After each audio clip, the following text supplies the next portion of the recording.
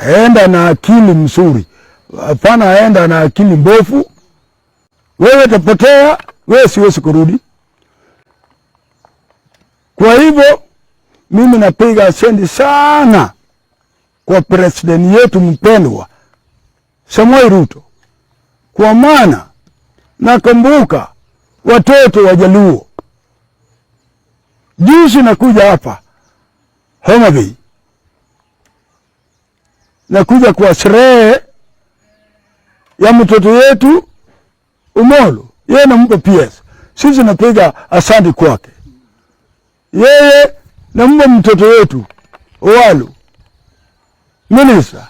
Sisi nasema asante sana kwake. Hiyo tu ndio mimi nataka kugusa kidogo.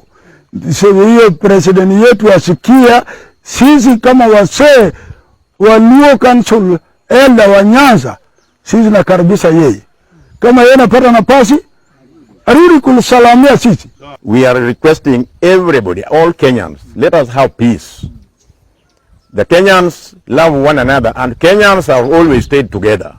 But now we are seeing a lot of issues, deaths and all this.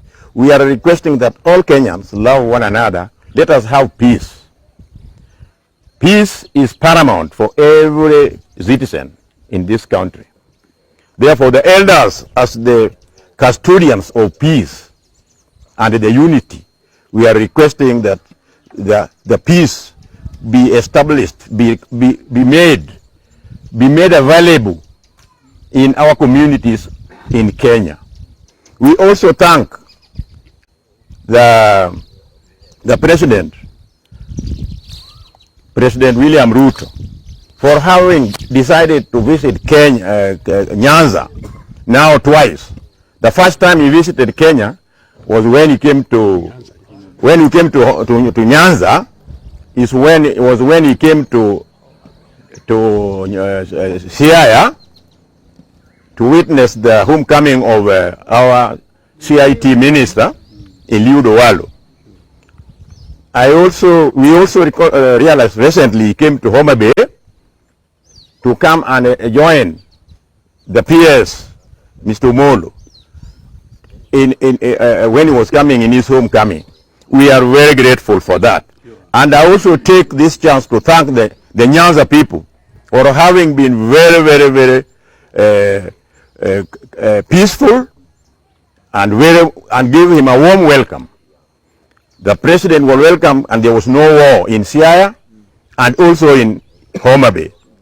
We also extend our congratulations and thanks to him, the president, for having nominated many of our young men, the young men from Nyanza. And we still tell him to extend his hands so that he continues to nominate more, because we appreciate the fact that he's nominating them in jobs. So tell the president, and we are telling him now, that we are appreciative, but he should extend his hands by nominating more. Otherwise, I want to say to the Luos and the Nyanza people that we are not the people to be fed by the government. I'm not saying that the government should not feed us. I should be understood very clearly. I'm saying that we have always been able to feed our own selves as Nyanza people.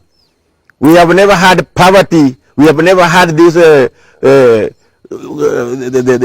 cry of food. We are productive. We have